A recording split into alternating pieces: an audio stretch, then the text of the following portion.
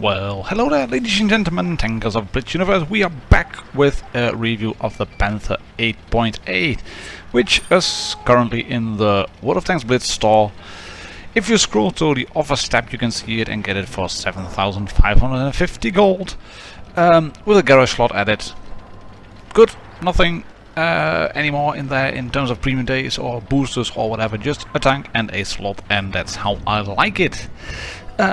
But that also begs the question, is it worth the money? Because for the price you pay, 7,550 gold, you can also get yourselves a T-34 American heavy tank. You could probably get a T-26E for Pershing.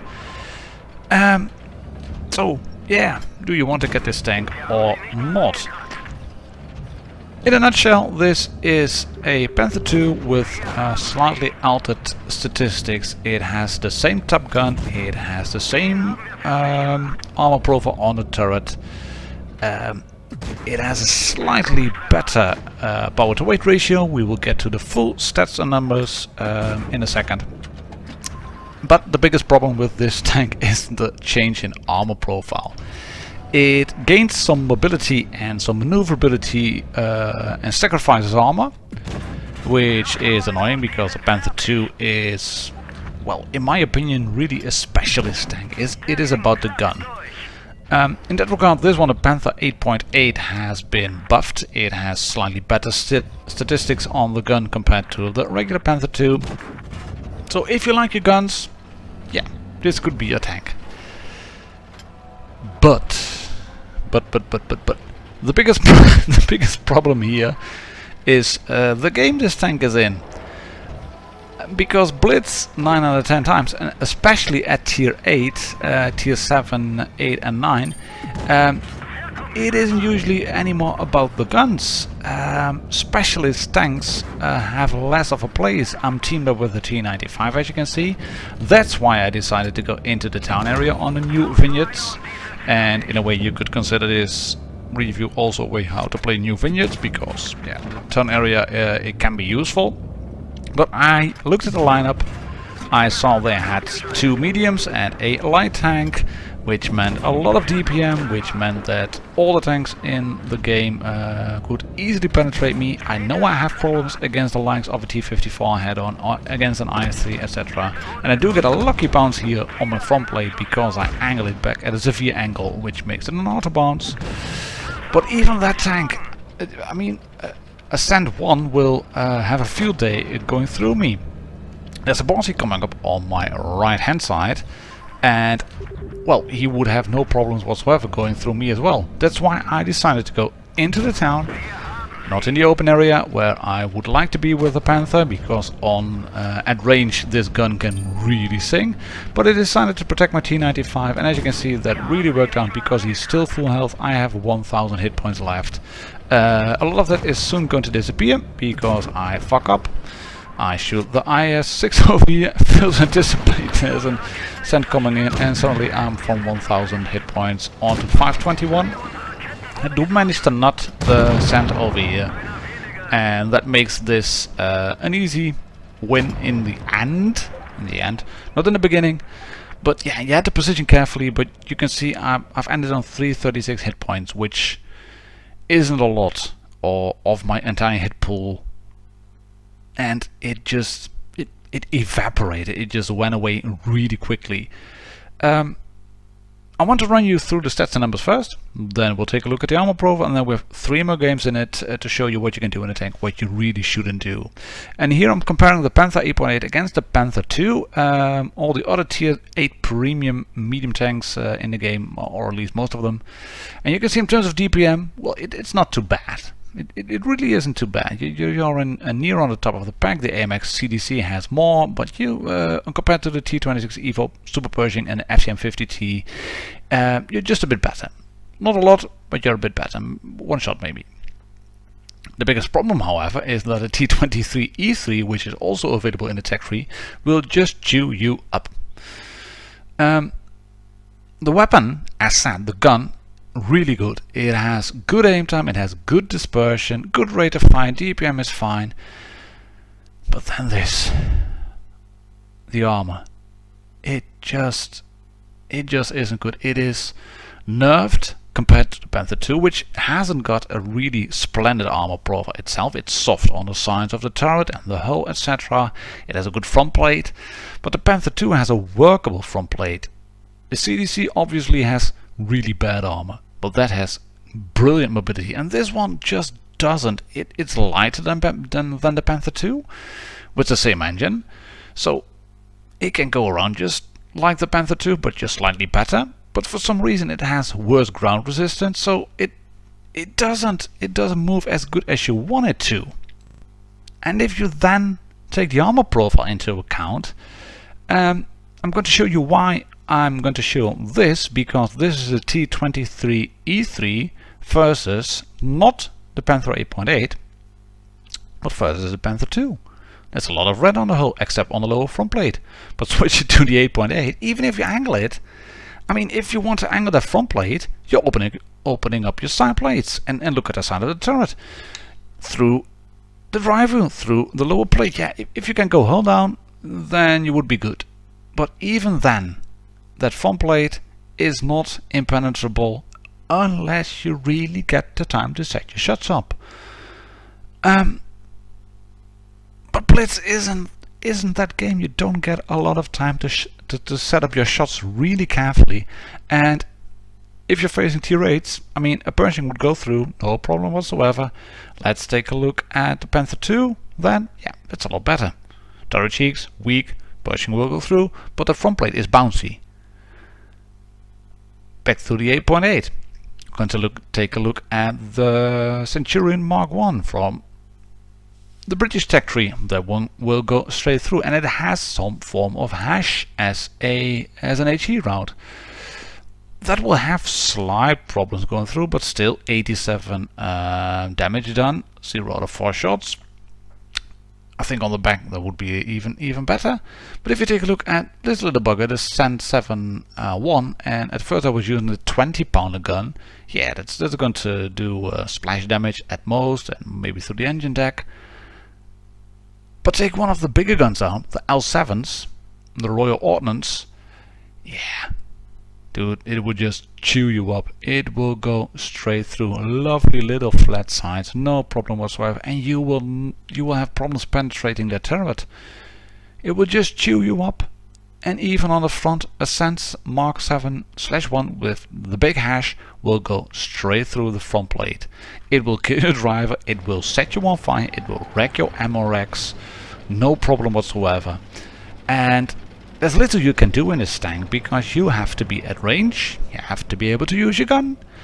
And sometimes you can use your gun, and sometimes you don't. That's why I'm including this little review, because yeah, the gun, it's really good. It has good muzzle velocity, not excellent, not really laser beam, but 1000 meters per second, and I don't really know where this shot went. Yeah, over the on top of the AMX M445. I thought it was aimed in, but apparently it wasn't. And I'm including this review because it shows that the tank can move around if you manage to pick up some speed. Once it goes into a straight line, it goes fast enough, at 37 to 40 kilometers per hour. And you can go through the sides of I6, no problem whatsoever. But if you really end up in a DPM trade, you will have problems, because most of the tanks will be able to penetrate your hull, and you can't really side trade because your hull is slightly weak compared to the Panther 2. That means some of the guns will overmatch. And at tiers 7, yeah, there are not a lot of tanks with big HE shots, but at tier 8 you have a Borsig, at tier 9 you have a Waffle Tractor. And some of the main really tanks you want to watch out for on tier 8 are tanks like an RU-251 or a M41, the Cruel Twist, the Leichte Kampfpanzer with a 90mm gun, because they can shoot really nasty headshots at you. And I'm doing my level best here to kill as much tanks as possible. I bounced a shot from the Tiger because he shot my tracks instead of my front plate. Trying to side scrape out and shoot through the sides of the T25/2. But I really don't have much of a choice here. I have to face one of these tanks. Here you can already see a marauding 251 coming around. My friendly AMX is killed. The Tiger 2 is, yeah, coming into play just a bit too late, and I managed to nut the Panther too. But that RU was already rolling around, and maybe I positioned wrongly, I don't know. That shot missed, a bit stupid. And I'm on 5 kills. And I'm thinking I have support from a tiger, but you can see that that RU is already coming to my back. No, he's not coming to my front, and he's going, there we go, straight through. No problem whatsoever for him to pen me, and he has the same, more or less same rate of fire as I have. He has the same DP, I mean, he can just run rings around me because he has better mobility, and it's easy for him to kill me. And you can see that the tiger evaporated as well. So you will need to fight your teams as much as you need to fight the reds. But that's at 2.6k damage. It's not bad. It's not really good either. But I still don't think this tank is.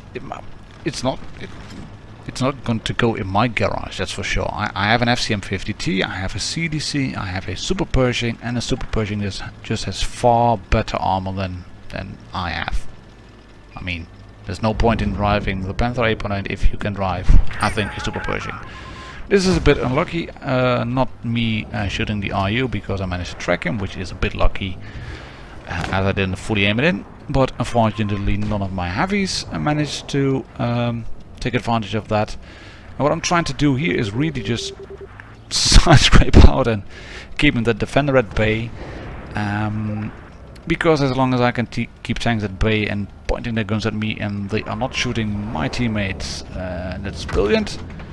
He's now moving back. I can put a shot into the dirt. Thank you very much. There's an RU who is now shot to pieces by the Tiger 2, so that's okay. We haven't won the hill. But you can see I put a shot into that tiger, and even at a slight angle on my front plate he managed to go through. That's sad. Tanks like an AMX 50-100 I can go through.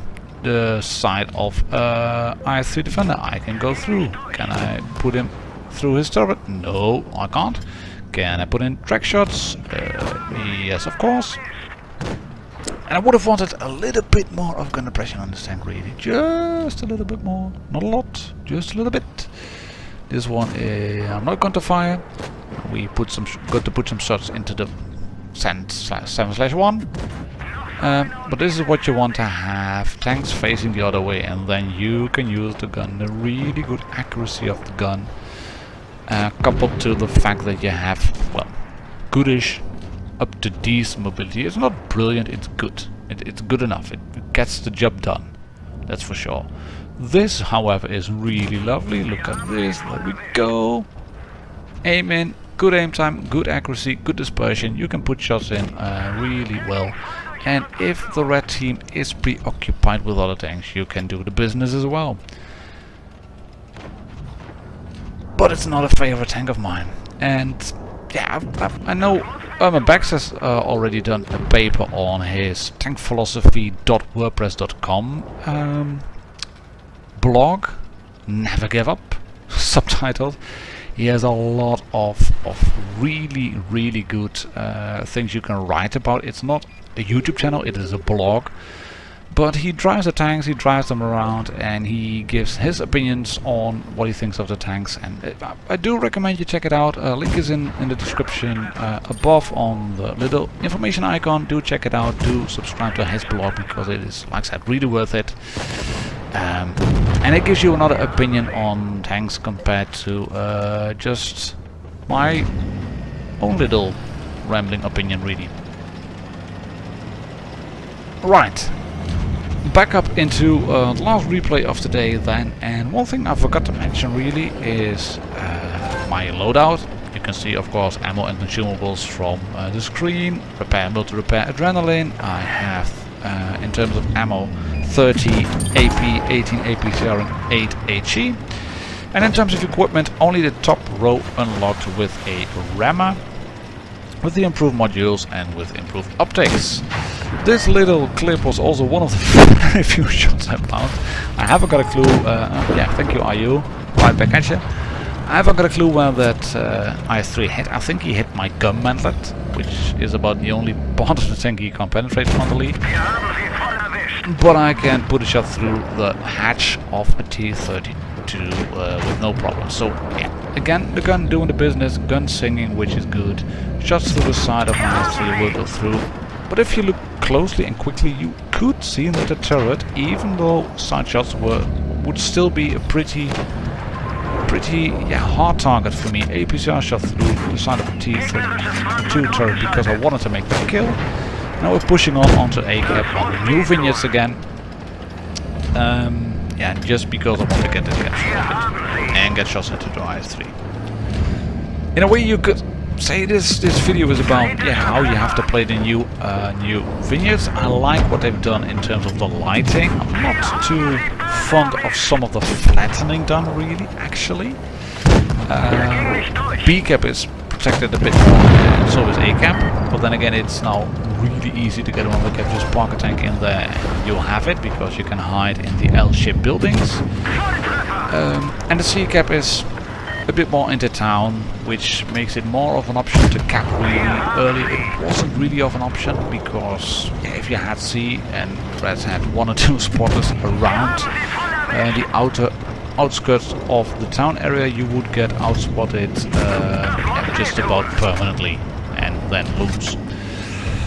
Right, we are even in terms of tanks, but Red are capping B, which is unfortunate. I'm managing to put one shot into the lower plate of the Tiger P, but then I'm going to get bum rushed because I'm also acting like an idiot. I wanted to get some more shots in, wasn't really paying attention to what this one was doing, the T-26 E4. And I'm going to noob out because I'm an idiot. And I'm going to try and shoot a tank, and then I look around and think, oh, okay, I can go over there and I can shoot someone, and then I bump into a rock. Oh, screw this, there's a rock, right, yet another one. I managed to put a shot through his lower plate as well, and like I said, if you manage to go into a DPM trade with any of the same tier premium tanks, you will have a problem. Because the front of the T-26 E4 is just such a troll armor profile, it's very hard for me to kill him up front, so I wait for him to shoot my teammates and then shoot him in the sides, and then we'll go merry-go-round around the corner. I bounce on his front plate, no chance of me getting through the front plate with AP, so I might have gone through.